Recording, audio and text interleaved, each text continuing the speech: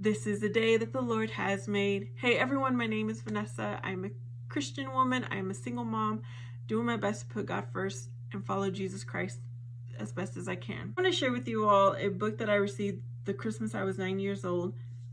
The children's stories of the Bible from the Old Testament and the New Testament.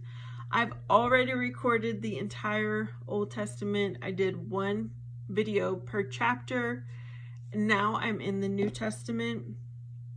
Hopefully you will share this with your children. Chapter 26, The Unwashed Hands. Time and again, as he moved among his own people, Jesus found himself attacked by their religious leaders. He never tried to anger them, but the Pharisees, who regarded themselves as the most religious among the Jews, repeatedly accused Jesus of violating religious rules. Jesus said he had not come to destroy the religion of the Jews, but to carry out the word of God, which the Jews had kept alive among men from the earliest time. As Jesus became known throughout the land for his miracles and his teachings, the Pharisees frequently sought him out to denounce him in public and seek arguments with him. Sometime after the miracle of the feeding of the multitude, a group of Pharisees and scribes, those who taught in the temple, came out from Jerusalem to investigate Jesus. The first thing they saw was some of the disciples eating bread without having gone through the traditional ceremony of washing their hands first.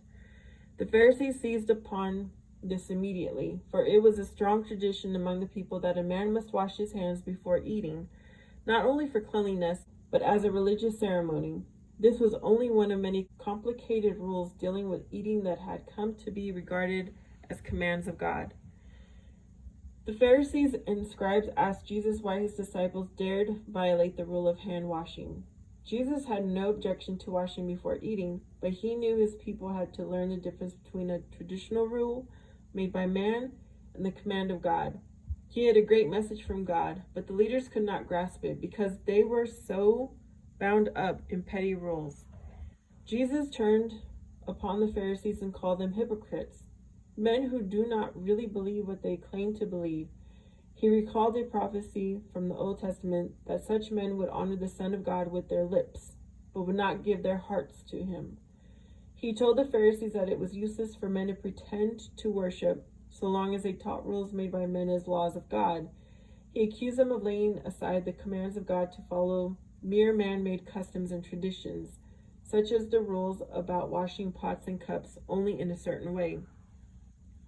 Then Jesus brought home to them an example of a basic commandment of their Bible, which they had changed to suit their own ideas of tradition.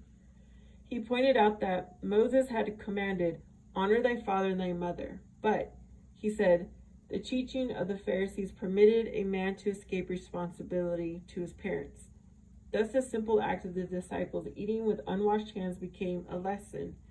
And it was this, that man-made rules, no matter how much they be called religious, must not be mistaken for the commands of God.